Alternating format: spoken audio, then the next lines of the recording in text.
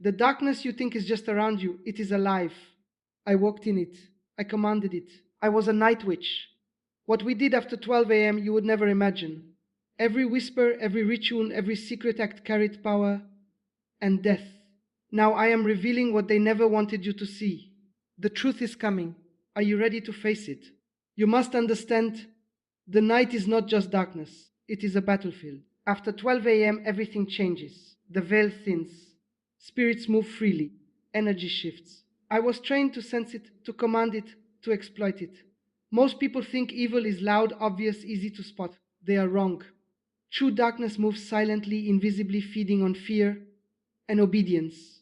When I first entered the coven, I was terrified, but fear was our tool. We were taught to awaken the spiritual senses, to pierce the veil that hides the unseen. We learned that people's homes, their minds, even their relationships are not theirs alone.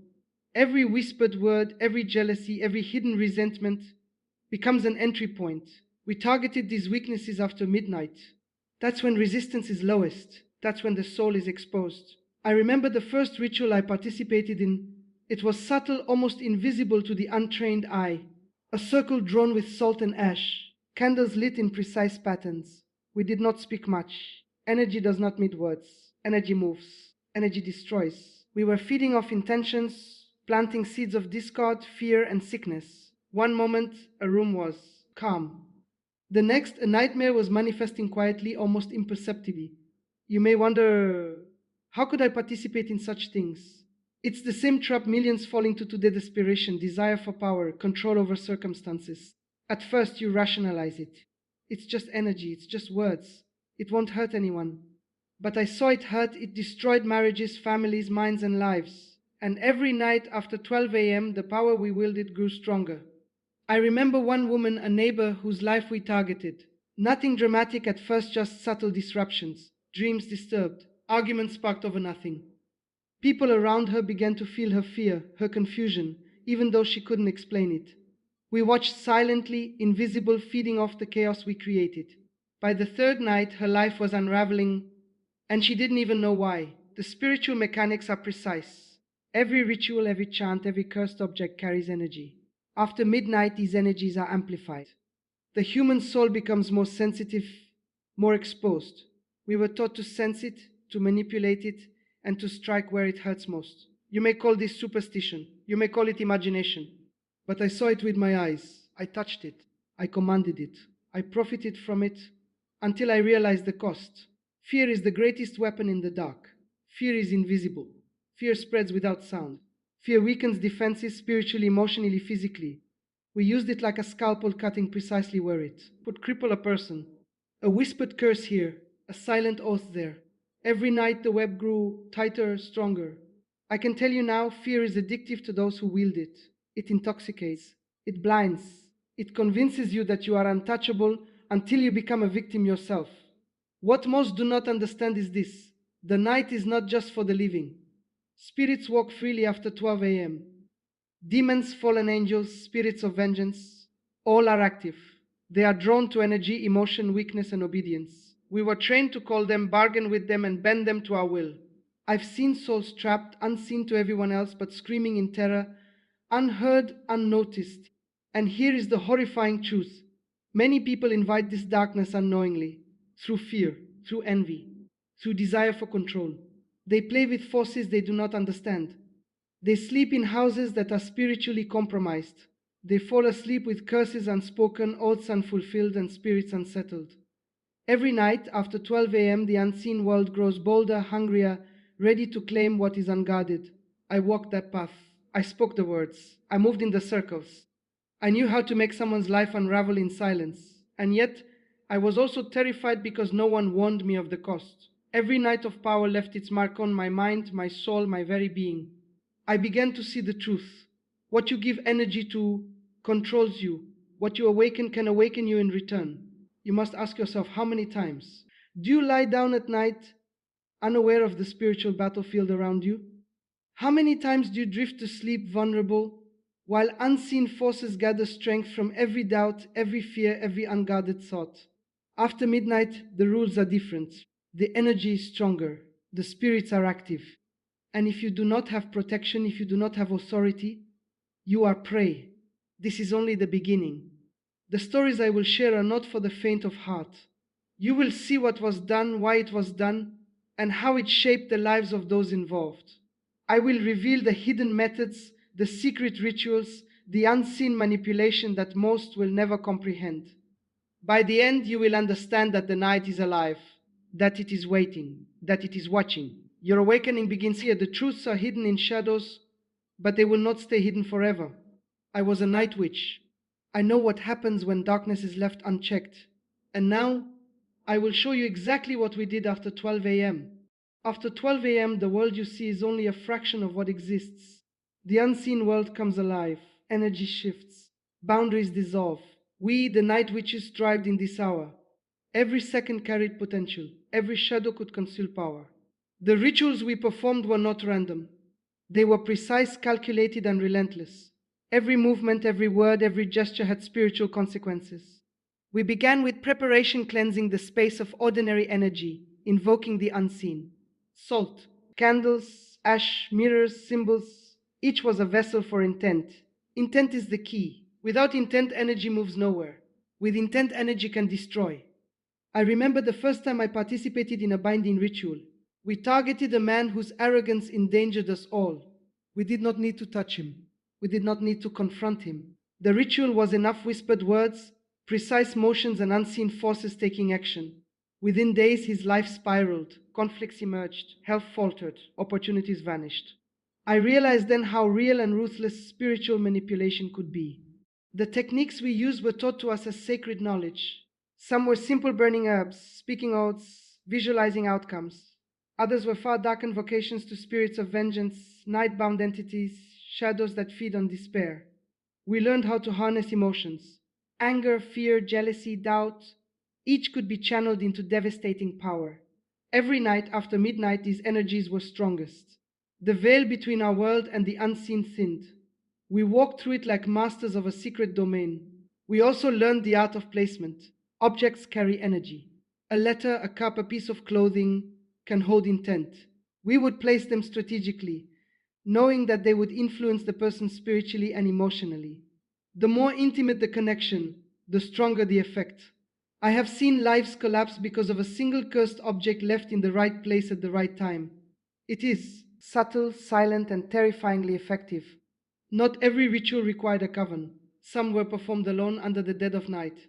I remember standing in a dark room, a single candle flickering, whispering the names of those to be influenced.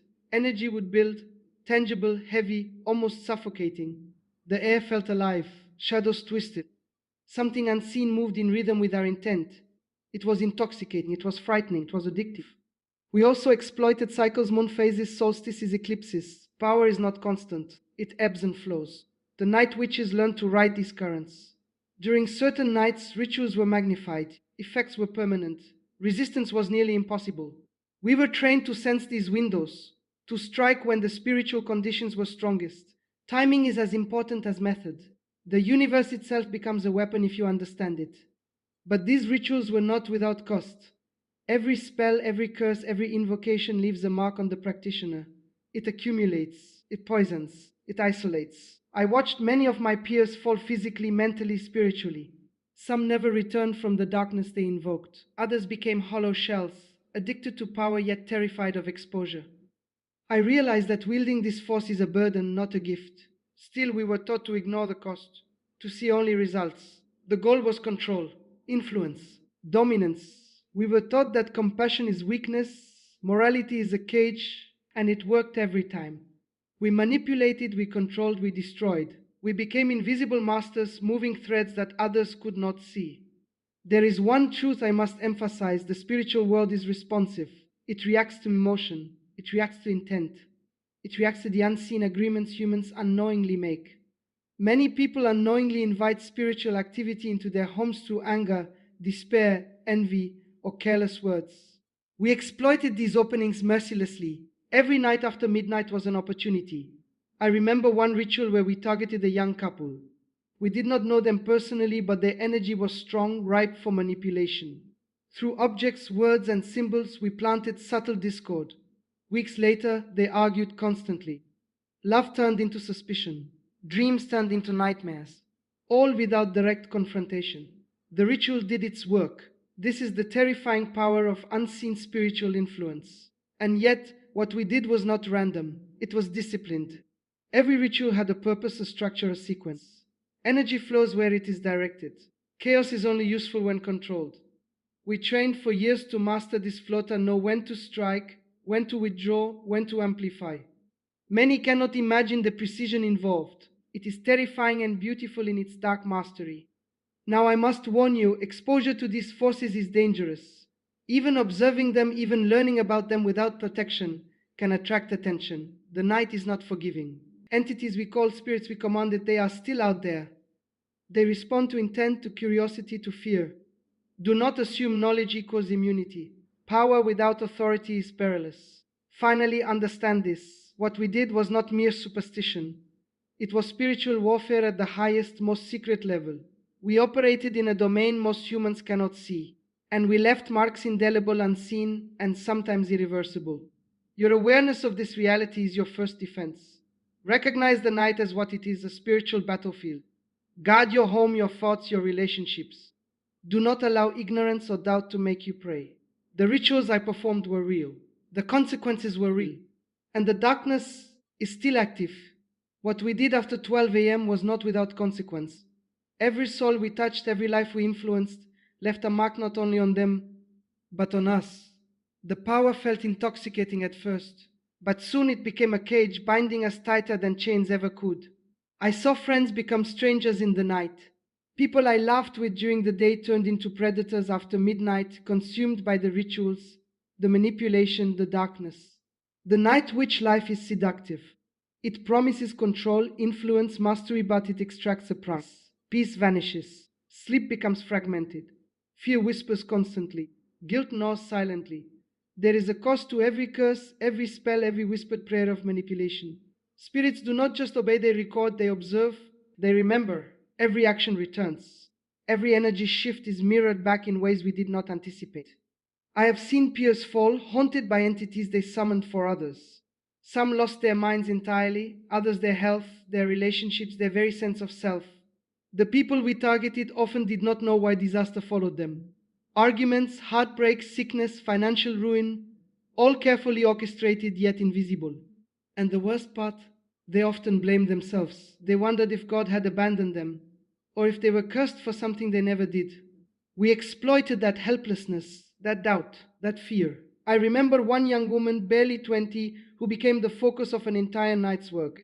We did not touch her physically. We never needed to.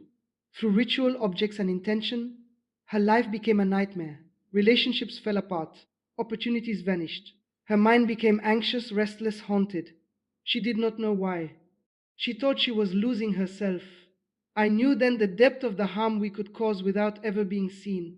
The emotional toll on us, the practitioners, was immense. We were constantly alert, constantly calculating, constantly aware of the unseen.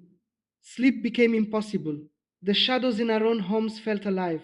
We were both predators and prey. Every night the veil thinned. Every night the entities we commanded observed us as much as we commanded them. Fear is a constant companion in this life, not the fear of being caught by humans, but the fear of spiritual retribution of forces beyond comprehension. I began to see patterns. Those who wield darkness indiscriminately eventually fall into it themselves. It is not justice, it is law. Energy always returns. Intent always manifests. Those who harm others spiritually without protection or authority are vulnerable to their own spells, their own manipulations, their own darkness. We were trained to ignore this, to see only results, but I could not. I began to feel the echoes of every act, the backlash of every ritual. I became haunted by what I had done, by the suffering I had caused, and slowly I began to understand the truth. The darkness is a tool, but only when wielded under divine authority or protection. Without it, you are a target, not a master. The horror of what we did was not only external. It corrupted our hearts, minds, and spirits. We lost innocence, empathy, and connection. We became isolated, addicted to control, terrified of exposure. Even those who walk away carry scars invisible to the human eye. The darkness leaves residues in your soul, subtle, persistent, and damaging. Night witches understand the fragility of the human spirit. We understood it so well that we could manipulate it flawlessly. We saw weakness, doubt, pain, and we exploited it, amplified it, and weaponized it. We were ruthless. We were invisible. And we thrived in the fear we created. But there is one thing I want you to understand. You are not powerless. Awareness is your first line of defense. Knowledge is your shield. Faith is your weapon. Those who walk in light have authority that the darkness cannot penetrate when properly applied. Every act we performed can be countered by divine power, spiritual authority, and unwavering faith. I share these horrors not to glorify them, but to awaken you. The hidden forces are real. The manipulations are real. The terror is real. And if you are unprepared, unaware, unprotected, you could become a victim like so many others. You must protect your mind, protect your home, guard your relationships. Do not underestimate the night. Do not dismiss the unseen. Curses, rituals, and manipulations exist even today. They are active, they are silent, and they strike when you least expect it. I witnessed lives destroyed in the dead of night. I participated in these acts. I felt their weight. I saw the devastation. But I also learned the truth. Darkness only has power when you allow it to. Faith, authority, and vigilance dismantle the schemes that night witches and spirits alike attempt to impose. This is the lesson I learned the hard way. The human cost of manipulation and spiritual warfare is extreme. It is visible in lives broken, souls haunted, hearts corrupted. And it is hidden in the unseen, in the night, in the whispers that most will never hear. The night may hide horrors, but the light exposes them. The night may amplify darkness, but authority dismantles it. The night may seem endless, but awakening brings clarity, protection, and power. By this point, you must understand the gravity of what occurs after midnight. We, the night witches, were not random in our actions. Everything we did was calculated. Every ritual, every curse, every whispered word designed to create control. Control over people. Control over circumstances. Control over life itself. We learned that true power lies not in chaos but in precision. Energy moves exactly where intent directs it. A seed sown in darkness grows silently, invisibly, but destructively. We could manipulate relationships, finances, emotions, and health without ever stepping into the open. The most dangerous aspect? It rarely required direct confrontation. Objects, thoughts, emotions, even dreams, all could be influenced. We were taught to exploit vulnerabilities, to sense weakness before it was even apparent. We became invisible masters, shaping lives from the shadows, unseen, untraceable, unstoppable. At least we thought so. But there is a cost to this control, a heavy, invisible cost. The more you manipulate, the more the darkness accumulates in you. Every night spent commanding spirits, performing rituals, exploiting fear, leaves a residue. It isolates you, it haunts you, it twists your perception of reality. You may think you are untouchable, but the unseen world always observes, always remembers, always reacts. I know this firsthand. I was both predator and prey. I wielded darkness with precision. I watched lives unravel at my command. And yet I could not escape the consequences. Every curse I cast, every manipulation I orchestrated, returned in subtle ways health, mental clarity, relationships, and spiritual peace. All became compromised. But here is the revelation you must hear. Control without authority is meaningless. We had knowledge, we had skill. But without divine protection, we were vulnerable. The entities we commanded, the forces we harnessed, they are not slaves. They are spirits. They have their own agendas. Disrespect, miscalculation, arrogance. Any of these could turn the hunter into the hunted. Many of my peers fell into traps of their own making. Some disappeared entirely consumed by the very darkness they sought to control. Breaking free is possible, but it requires truth, courage, and authority. First, you must see the tactics clearly. Recognize manipulation, spiritual attack, and deception for what they are. Second, you must take authority. Declare dominion over your space, your mind, your relationships. Third, you must call on divine power. Darkness can never overcome light when light is wielded with faith and authority. Let me be blunt. The night witch's world is seductive. It promises mastery, influence, and control. But it delivers isolation, torment, and destruction. The power may feel real. The control may seem absolute. But it is temporary, fragile, and extremely dangerous. I remember the final night that convinced me to leave. We were conducting a complex ritual, targeting multiple people.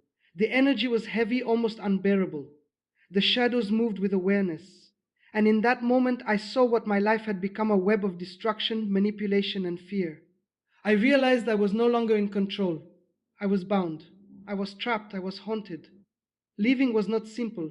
The darkness does not release easily. Entities resist. Patterns persist. Residue lingers in the soul.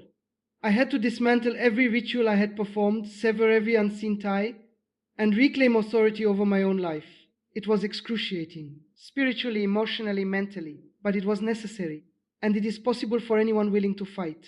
Now I reveal this to you so that you can awaken, so that you can protect yourself from what I was part of, so that you can recognize the night for what it is: a spiritual battlefield, and so that you can reclaim authority over your own life, your home, and your destiny. The final secret you must understand: the darkness only has power if you submit to it. Fear, doubt, ignorance, and disobedience create openings. Authority, faith, and awareness close them. You are stronger than the unseen when you wield light with courage. Take this knowledge, guard it, apply it, protect your home, guard your mind, fortify your relationships. Do not allow subtle manipulation to creep into your life unnoticed. The night may be alive, but you are alive too. And with awareness, vigilance, and authority, you can walk unafraid, unshaken, and unbound. This is the ultimate truth the night witches never wanted exposed. Power without protection is destruction. Knowledge without faith is danger. Authority without awareness is vulnerability. But when you combine awareness, faith, and authority, you are untouchable. The night may hide horrors, but it cannot hide you when you awaken. You have seen the darkness for what it truly is. You have witnessed the power that moves unseen and the destruction it leaves behind. But you are not powerless. You are not a victim. Authority is yours. Faith is your weapon. Awareness is your shield. The night may be alive, but you walk in light, protected, unshaken, unstoppable. Declare dominion. Guard your mind. Fortify your soul. Step boldly into your life, because the power of God in you is greater than any darkness you will face.